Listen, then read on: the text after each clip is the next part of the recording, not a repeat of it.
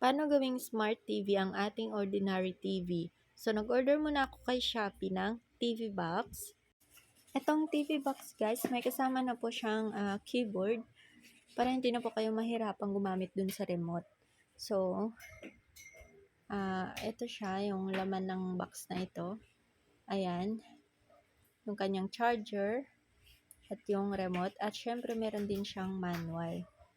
So, dapat yung TV nyo guys ay mayroong HDMI port. So, dalawa po yan yung sa amin. Ewan ko lang po yung sa inyo. Ayan, so i-connect na natin siya din sa aming TV. So, ito po yung kanyang saksakan. Tapos, ito naman po yung wire ng HDMI para mag-connect din sa ating TV. So, ito nakasaksak na po siya.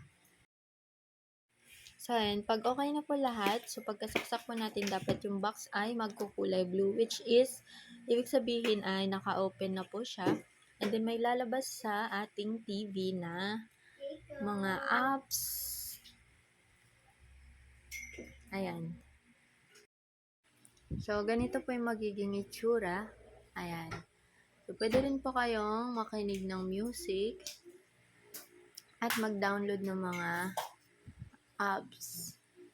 Ganito po yung itsura niya kapag nakakonect na po siya sa data. So, pwede rin pong data sa cellphone or kung wifi, kung meron po kayong wifi. Ayan. At ayan na nga po, pwede na po kayo manood.